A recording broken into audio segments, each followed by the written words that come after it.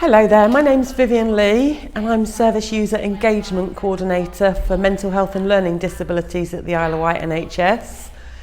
I have a mental health condition myself and I've used the services many times, and when I saw my job role advertised I was really interested in pursuing it to be able to help other people.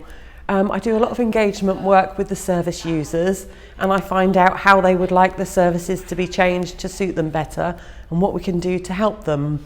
My colleagues and I, we all started off the Service User Carer Forum, which is really a big hit now, and lots of people come to that and give us lots of really good, interesting input. And I go out and do engagement work with patients on the ward or service users that use various groups and stuff, and get ideas about feedback from them. What better way to shape a service than by the people that actually use it for us?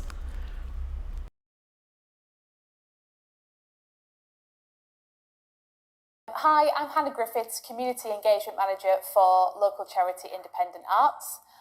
Independent Arts' main remit is to improve lives using the arts and creativity. So we run a number of projects for people with mental health issues, including our Anxiety Cafe project and a midlife mental health project called Portfolio. I've been involved with the Mental Health and Learning Disabilities Forum for about 3.5 years, and I was really excited to be invited to be part of the transformation. So we've been working on that with other third sector providers and obviously the NHS team as well. It's been really nice to be able to bring the voices of some of our participants to that transformation, and through our projects, everyone who works with us knows now that if they want to pass anything forward or if there's anything that they're worried about or they want to hear about, they can come to us and then I can be the conduit to pass that on. So I'm really excited to see what the next few months brings, and to see how we can continue working together to help improve everyone's lives.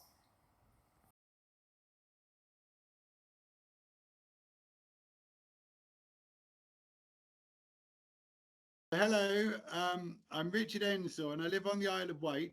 I've had mental health issues since about 19, when I was living in London, starting and studying doing art. I'm now working on the Isle of Wight as a sort of service user involvement in the group that is the Mental Health Act Scrutiny Committee panel, and that's really good fun. But in the first part, we have people from the police, people from the ambulance, we have the Mental Health Act Commissioner, mental health managers. I feel that we all have a place to talk.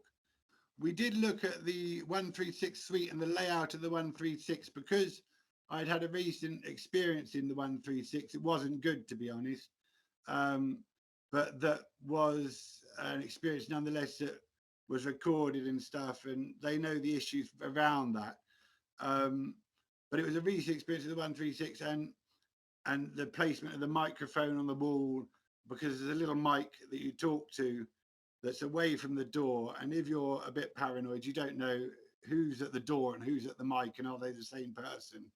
So we talked, and they're going to look into me helping design or redesign the layout of the mic and some of the things in that room that weren't really suitable for example, young people are there, not often, but you know, if a young person, say 18 is quite young, comes in, it's not a very hospitable place. You know, it's got no carpet, it's got no cushions, it's got no nothing.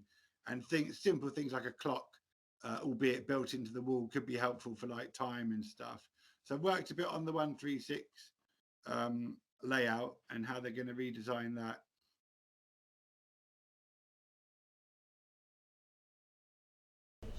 Hello, my name's Catherine and I am a service user, and I have had mental health problems virtually all my life. I moved to the island about 11 years ago and I found that the care here was so much better than the mainland, and I was really pleased that we moved here.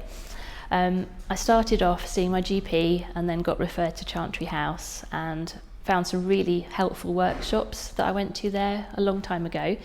And then I just got really, really bad and nothing was helping. I tried all the drugs that I tried when I was a teenager, tried them all again, and Dr. Bowers said, let's try ECT, and I had actually been Googling it, thinking I don't know what else I can do, and then my family was falling apart. And ECT changed my life. It was amazing. The service was brilliant. It was the best part of the week, which sounds weird, but it really helped. And I'm here now, and I haven't had any really bad depression patches for maybe 3 to 4 years. I was really excited to be involved in the Service User and Carer Forum, which was set up by some of my colleagues, and it's been really helpful, and I've really enjoyed doing that. And I have also represented Parents' Voice on the forum for children with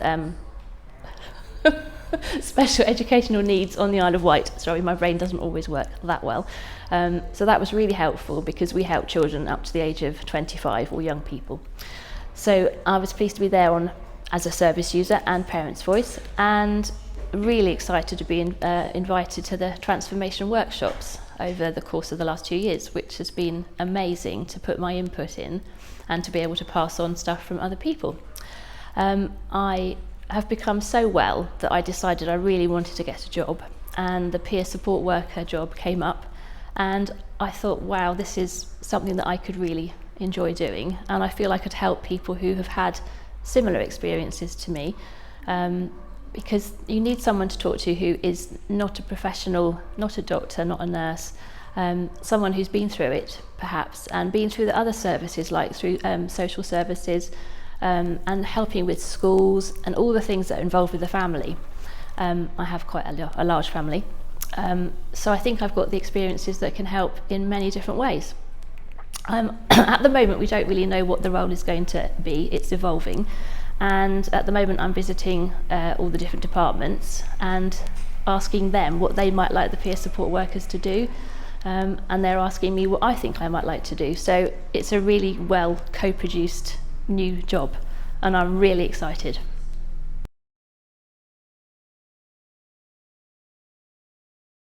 Just share with us your name and a little bit about yourself.